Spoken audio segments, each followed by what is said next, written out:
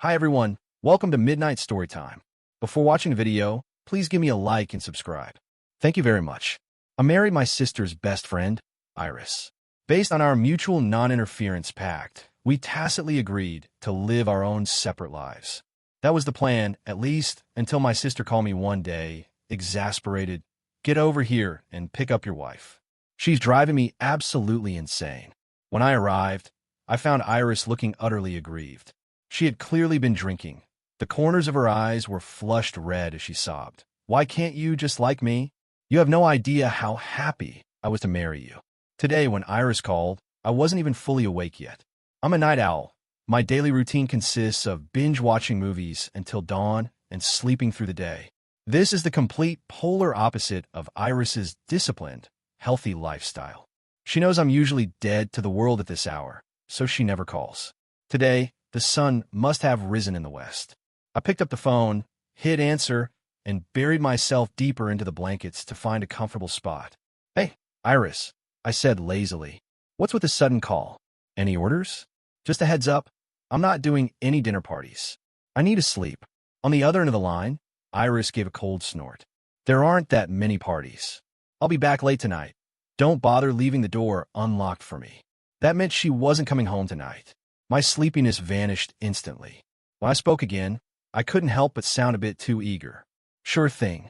Have a great time out." Iris gave a cold, "Oh," and hung up. I stared at the disconnected call. For the first time, I wasn't annoyed, I was actually thrilled. With Iris out of the house, I could finally go out with the boys.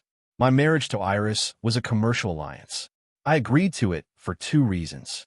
First, she's my sister's best friend, so I figured she wouldn't bully me. Second, despite her icy personality, her face is exactly my type. I was temporarily blinded by her beauty and said I do. However, married life turned out to be nothing like I imagined. And it wasn't just one thing. We've been married this long, yet it's a look but don't touch situation. Who could possibly understand my pain? That's why, whenever Iris isn't home, I hit the bars with my friends for a few drinks and some scenery. Just looking, mind you, no touching. I swear. After all, I'm a married man now. I've got to maintain some basic moral standards. I called my buddy, Victor, and told him to book a table for a night out. Once the plans were set, I grabbed my car keys and headed out the door. On the way, I received a call from Victor. He had already booked the table and prepped the bottles. All that was missing was me. I arrived early, and the bar's ambient lighting hadn't fully dimmed yet. The moment I stepped inside, Victor stood up and waved. "Leo, over here." I walked over and slid into the seat next to him. "Why this place today?" This wasn't our usual haunt. The fact that Iris and I are a couple in name only is a secret I've kept from my sister. If she ever caught me at a bar behind Iris's back, I wouldn't live to see tomorrow. Victor leaned in close, slinging an arm over my shoulder, and whispered, "Don't say your brother doesn't look out for you." I scouted several spots before picking this one. The quality here is guaranteed to be on par with Iris, so just relax. He gave me a huge thumbs up. I really wanted to ask him if he remembered that I am, in fact, a married man. This isn't a game. It's a legal marriage protected by the state. Victor didn't care whether I responded or not. He just kept rambling. "Leo, is it really just a business arrangement between you and Iris? You don't like her at all?" I thought about it for a second. It definitely started as a business deal. As for liking her, I think I like her face and her body more than anything. My expression at that moment must have been hard to read. Victor went silent, let go of my arm, and scooted away slightly. "Leo, don't make that face. Looking like that, I suspect if Iris stood right in front of you, you'd pounce on her. I don't know about other people, but Iris's physique truly makes me drool. She has a model's height and can pull off any style. She hits the gym regularly, so her curves are exactly where they should be. Plus, since she's an executive who spends most of her time indoors, her skin is incredibly pale and smooth." Just as Victor and I were engrossed in discussing the dancers on stage, a voice suddenly rang out from behind me. "Leo." A cold shiver ran down my spine. Would it be too late to run now? I really didn't want to face this. The woman's voice dropped another degree in temperature. "Leo." I sighed. "Well, whatever happens, happens." I stiffly turned around and saw the one person I never want to see at a moment like this. Even though the bar was so dim you could barely see your own hand, I could easily imagine how terrifying the expression on her face was. I forced a smile and greeted her. Sis, what a coincidence. Are you out with friends too? Isn't the office busy today? Heaven knows I've been terrified of my sister since I was a kid. Every time I cross her, things never end well for me. If it weren't for all the people around us, my traitorous legs would have probably turned to jelly by now. My sister's face shifted through colors as fast as the club's strobe lights. 1 second red with anger, the next pale with disbelief. Impressive, Leo. You've actually got the guts to sneak out to a bar at midnight now, huh? I was being scolded so badly, I didn't dare utter a single syllable. I tried to shrink into myself like a startled bird to minimize my presence. But apparently, some people just love being the center of attention in the dark. Victor slowly drifted over to my side, tugged on my sleeve, and whispered in a voice he thought was quiet. Leo, your sister has a real colorful way with words, doesn't she? With a brother like him, my chances of seeing tomorrow's sunrise are looking pretty slim. Suddenly, I noticed someone stepping up behind my sister. As luck would have it, it was none other than Iris. She walked closer, saw everyone standing up, and asked casually, "Why is everyone standing? What's going on?" It seemed Iris didn't notice the tension between me and my sister. She circled around my sister, came right up to me, and pulled me back down onto the sofa. My sister watched Iris's movements and muttered under her breath, "Show off." Acting like she's so refined, she still has to call me big sis at the end of the day. Iris sat down beside me and grabbed my hand, refusing to let go. I leaned in and hissed under my breath, "What do you think you're doing?" Hearing me, Iris looked directly into my eyes with a flicker of confusion. I raised our joined hands and shook them in front of her face. Iris glanced toward my sister. Her lips moved, but no sound came out. Yet, I understood perfectly what she was saying. She whispered, "You don't want your sister to find out our secret, do you?" Brilliant. She had found my Achilles heel. I turned to talk to Victor, refusing to look at Iris again. But she didn't care whether I looked at her or not. She just kept a firm grip on my hand.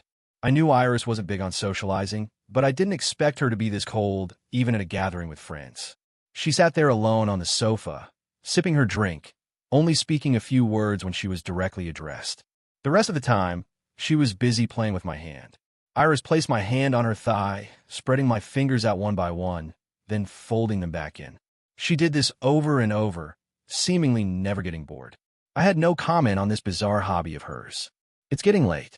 Isn't Iris in a hurry to get home today?" one of the friends in the group asked. Another friend sitting nearby, holding a glass of wine, glanced at Iris and me and teased, "What do you know, you single dog?" Before, Iris rushed home because she was out alone and didn't want her family worrying about her coming back late. But today, you two are out together. Of course there's no rush to get home, right, Iris? Iris didn't answer. She simply turned to me and asked, "Are you sleepy? Do you want to stay a bit longer or head out?" I looked at Iris, then at Victor, and finally caught my sister's eye. Under my sister's stern, intimidating gaze, I conceded with a sigh. "Yeah, let's head home." "Fine." Iris gave a short nod, pulled me to my feet, and bid everyone goodbye before leading me out. I noticed Victor looking a bit tipsy, so I asked my sister to make sure he got home safely. Standing at the entrance of the bar, Iris and I stared at each other for a moment. Not knowing what else to say, I made a casual observation. "It's really pouring out there. Feels like the sky has a leak. Maybe we should go back inside and wait for it to let up." Iris shot me a sidelong glance, her tone nonchalant. "If you want to keep staring at your sister's irritated face, I don't mind. We can wait for the rain to stop in there." I went silent. I truly didn't have the courage to go back. When my sister gets angry, she's capable of taking the roof off the building. Was running away an option? Probably.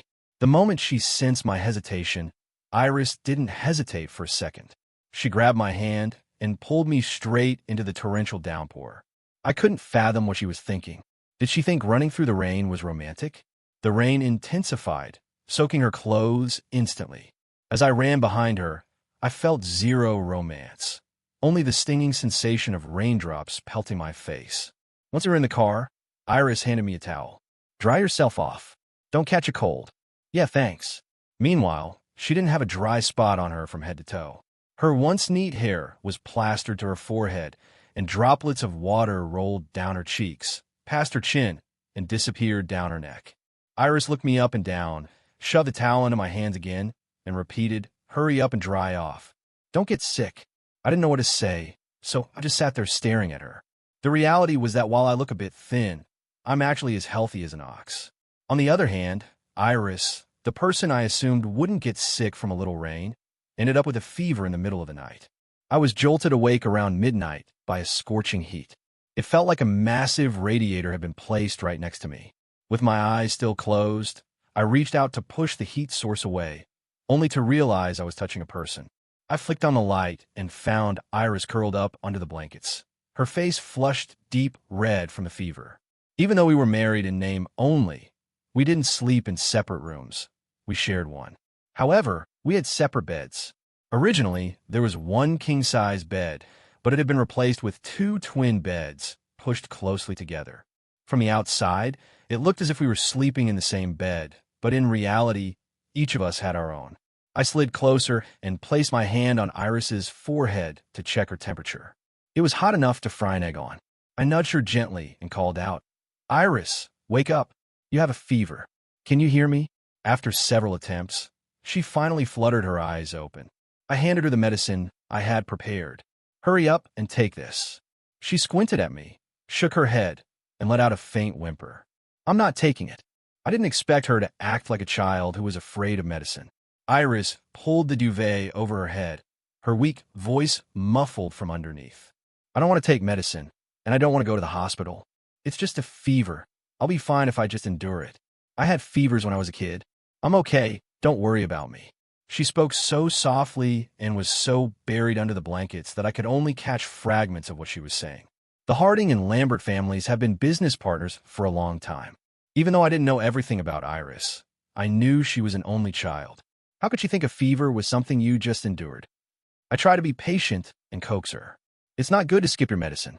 Be a good girl and take it." But no matter what I said, she refused to come out from under the covers. Left with no choice, I asked, "Fine, what will it take for you to take it? If you're a good girl and take your medicine, I'll agree to any condition you want." Iris went silent for a moment. Then she poked her head out. Her eyes, hazy with fever, searched my face before she let out a little giggle. "You're very handsome, but not as handsome as my husband. My husband is the most handsome man in the whole world." After saying that, she burrowed back into the blankets. I froze, unable to react immediately.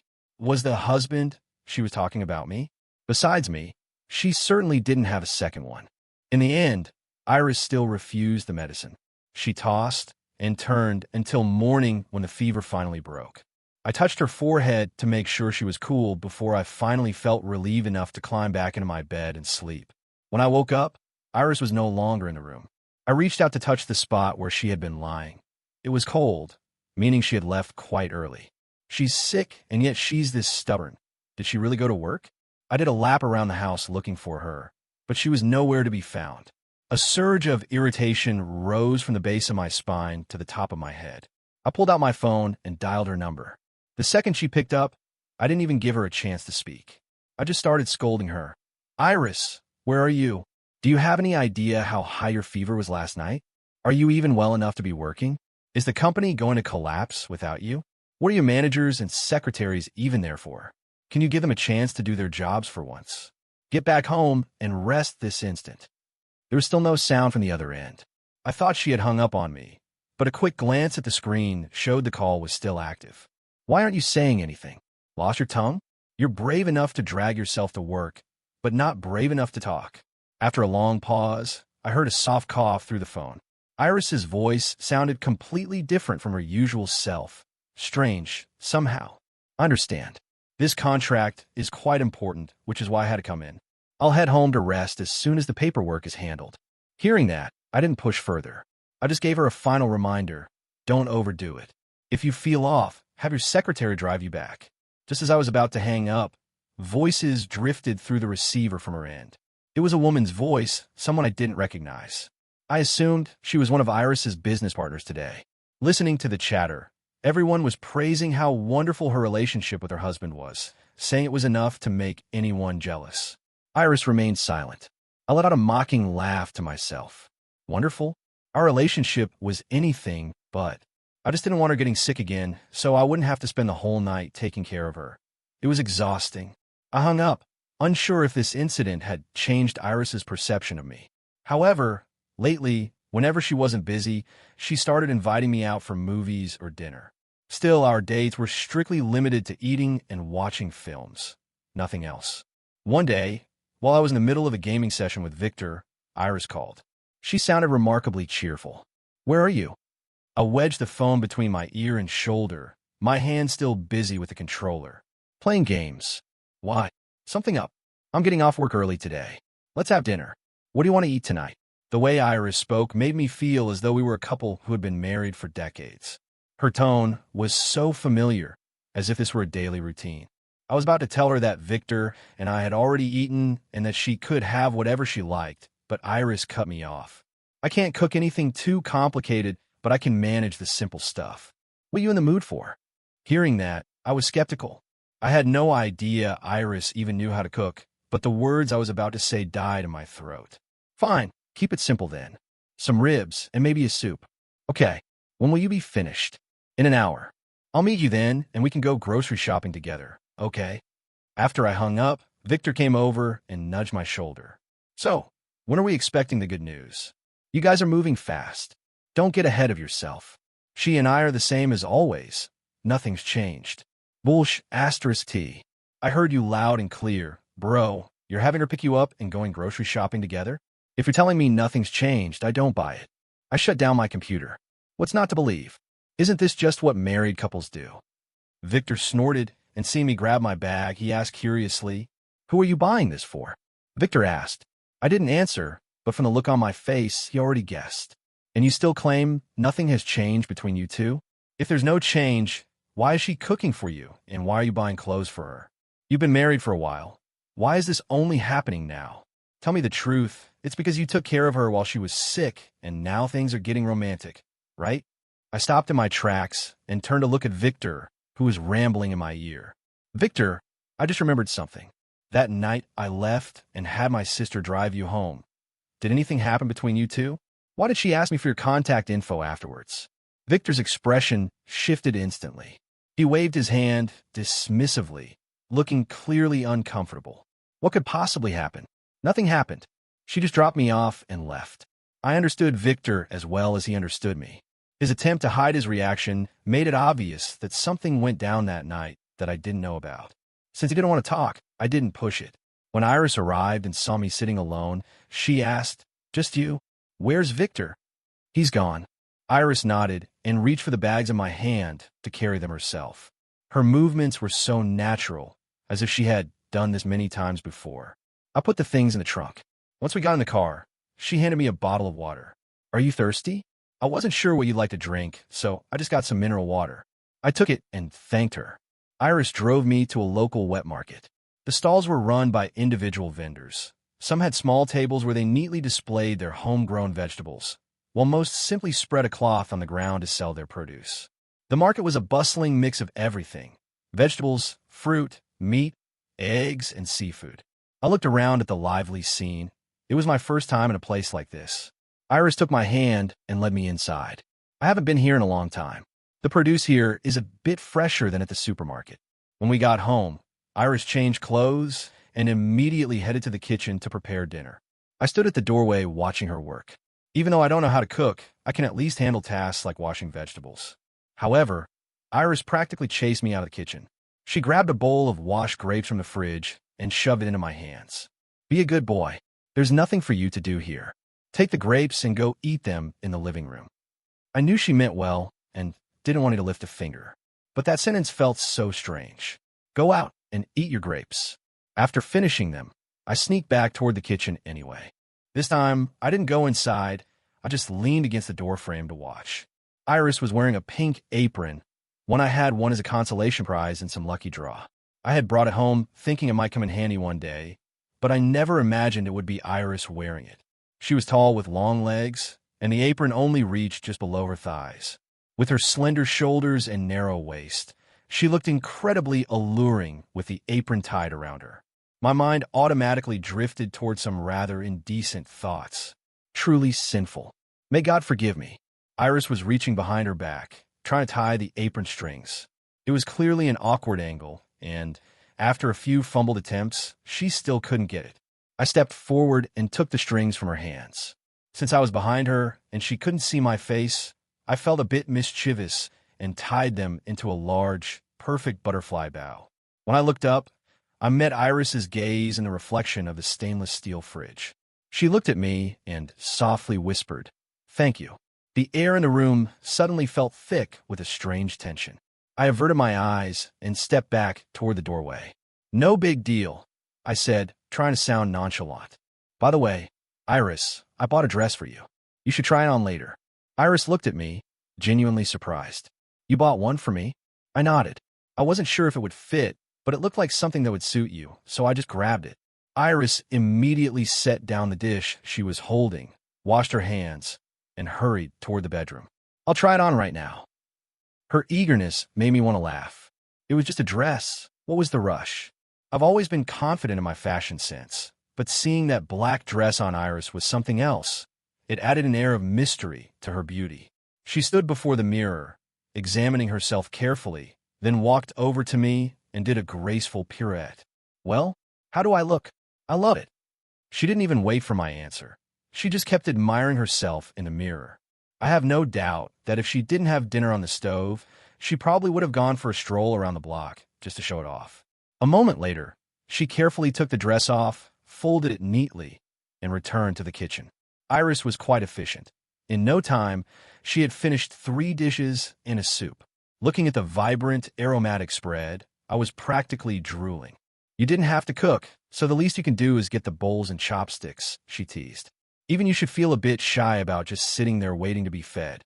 I walked into the kitchen, grabbed the bowls and chopsticks, and scooped out 2 servings of rice. Then, I headed back to the table and waited for Iris to join me.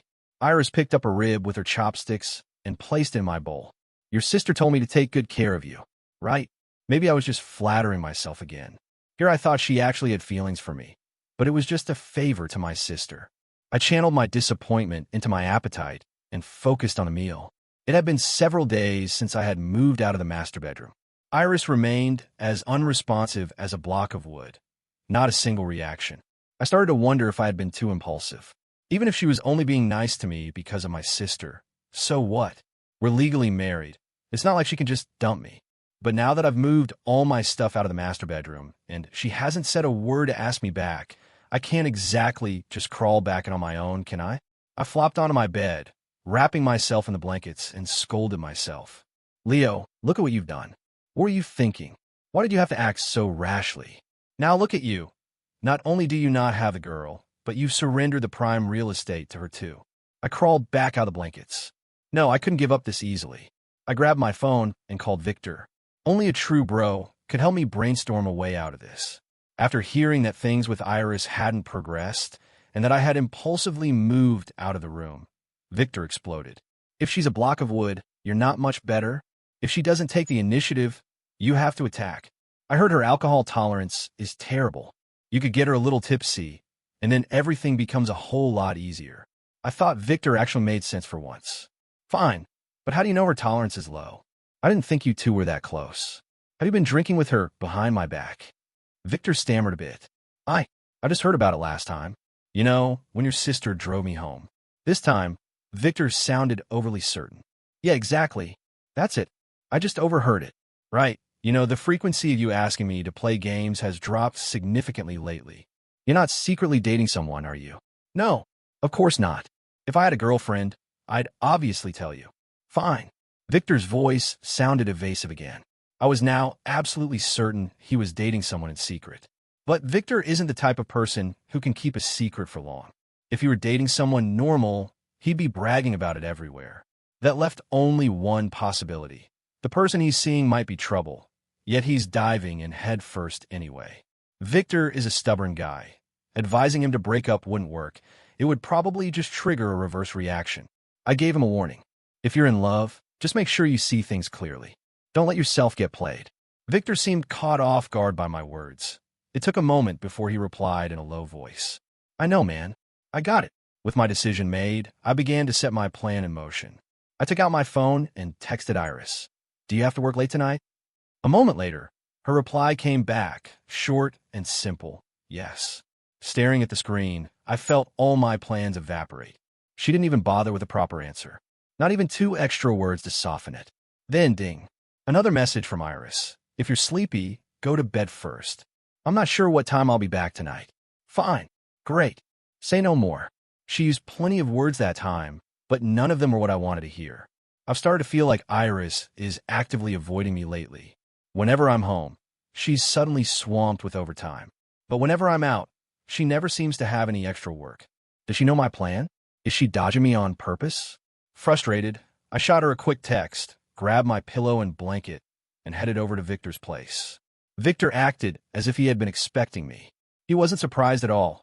He even dragged me into his room, pointing at a stash of snacks. Look, I prepared this specifically for you. I knew your plan wouldn't work. I knew you'd end up at my place eventually, so I got ready early.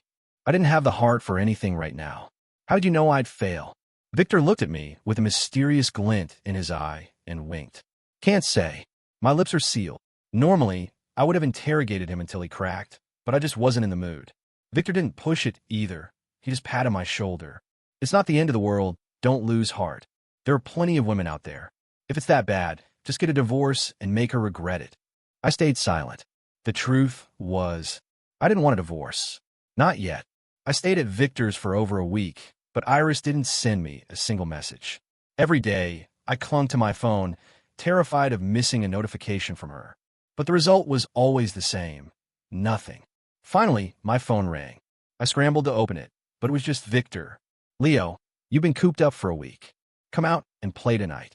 The background noise on his end was deafening, forcing me to shout into the receiver. I'm not going. Just stay safe, okay? I hung up and went back to bed, but I tossed and turned, unable to find sleep. My mind was flooded with images of Iris. The more time passed, the more I missed her. I had to admit to myself, it wasn't just her face or her body that I liked. I had fallen for the person she was. I pulled out my phone and scrolled through her chat history. It was like a stagnant pond, dead silent, without a single ripple. Unable to restrain myself, I sent a message. What are you doing? 5 minutes passed. 10 minutes. No reply. Fine. I didn't even know what I was waiting for anymore. If she wasn't going to answer, so be it. I shoved the phone away and lay back down. Just as I was drifting off to sleep, the phone rang. I wasn't going to pick up, but it rang incessantly. I fumbled for it, hit answer, and pressed it to my ear. Who is this? What's wrong? Leo, come get your wife. Your sister is about to be driven insane by her. My sister's voice was so loud it chased away every ounce of sleepiness. I bolted upright. What? Where is she? I drove to the bar, the same one as before. As soon as I walked in, I saw my sister sitting stiffly on the sofa. Someone was leaning heavily against her. Getting closer, I realized it was Iris. Sis, what are you two doing? My sister glared at me coldly, then glanced down at Iris. Don't just stand there. Hurry up and pull her off me. Yes, ma'am. I stepped forward and pried Iris away from her. The smell of alcohol hit me instantly. I didn't even need to ask to know she was wasted. Iris was clearly annoyed by my interference and tried to wrench her arm out of my grip. She struggled a few times, but couldn't break free. Frustrated, she whipped her head around to see who dared to grab her. The moment she turned, her eyes locked onto mine. I had never seen Iris like this, aggrieved, messy, and vulnerable. She enjoyed a drink, but she was never the type to overindulge, and certainly never to get drunk. She was always so disciplined. Even when out with my sister, she'd only have a few glasses. Every time she came home smelling of alcohol, she'd sit in the living room for a bit and then shower immediately. She had never been soft drunk like this. Iris blinked at me, her expression dazed. Suddenly, her face crumbled into a look of deep sorrow. Hubby, why don't you like me? She sobbed. You have no idea how happy I was to marry you. Do you know how long I had to beg your sister? Only then did she agree to let you marry me. She began to wail. Why don't you like me? Oh, I froze, stunned by her words. What did she mean? Her slurred murmurs left me dazed. Did she actually like me too? Was all her sadness because of me? It had to be. I knelt down, looking at the sobbing Iris on the sofa, and spoke softly. Let's go okay? She opened her eyes, looking at me through a hazy fog. Her tongue was tied, and she struggled to get the words out. I don't have a home anymore. My husband left me. He doesn't want me anymore. He doesn't want me. I reached out and gently stroked Iris's hair. Keeping my voice steady and suppressing the surge of emotion in my chest, I smiled. How could he not want you? He still wants to eat the food you cook, buy clothes for you, and travel the world with you. Iris looked at me, her eyes widening in surprise. Really? You aren't lying to me. I nodded. I'm not lying. A drunk person is truly heavy. I had to use every ounce of my strength just to carry her from the bar back home. The moment we stepped through the door, she stumbled, nearly collapsing onto the floor. Hold on just a little longer. Wait until we get to the sofa to sleep. I coaxed while pulling her along, finally managing to guide her to the couch and lay her down. Looking at her in this state, I thought to myself, Victor was right, her alcohol tolerance is pathetic. I went to the bathroom, dampened a towel, and returned to wipe her face. Suddenly, Iris opened her eyes and stared directly at me. In her drunken state, the corners of her eyes were flushed a deep pink. I couldn't help but gently touch the corner of her eye. Unexpectedly, she grabbed my hand, her voice soft and airy. Hubby, I know you like that dancer, but I'm not exactly lacking, am I? Do you want to try? Iris guided my hand, moving it slowly from the bridge of her nose, down to her neck, and over her collarbone, inch by inch. I was completely spellbound. My mind held nothing but her image. But just as things were about to escalate, I suddenly snapped back to reality, my face flushing as I pulled my hand away. She seemed dissatisfied, grabbing my hand again to pull it back. I gently resisted. Sensing my hesitation, her gaze turned mournful once more. Is it still a no, hubby? Do you still not like me? Unable to bear that pitiful expression, I spoke without thinking. I like you. Iris hadn't even processed the words yet when I leaned into her ear and repeated them seriously. I like you, Iris. She looked up almost instantly, her face alight with surprise and joy. She leaned in close and whispered, Hubby, can I kiss you? Then she hesitated. It's okay if I can't. I didn't answer with words. Instead, I proved it with action. Iris's lips were cool but soft, like a sweet piece of jelly. Just as I was about to pull away, she shifted her position, pinning me down onto the sofa. Hubby, that was just a peck, she whispered with a smile. This next one is a real kiss. She leaned down and kissed me again. Iris parted my lips gently, as if stealing every bit of my breath. I felt my breathing become increasingly difficult, and my mind felt like it was exploding with fireworks. I don't know how long it was before she finally let go.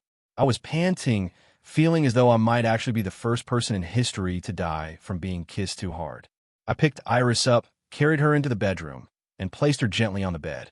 Leaning close to her ear, I whispered, Wife, is tonight okay? She gave a soft, affirmative hum. The last shred of my sanity vanished when I heard her gentle voice, laced with a hint of playful complaint and seduction.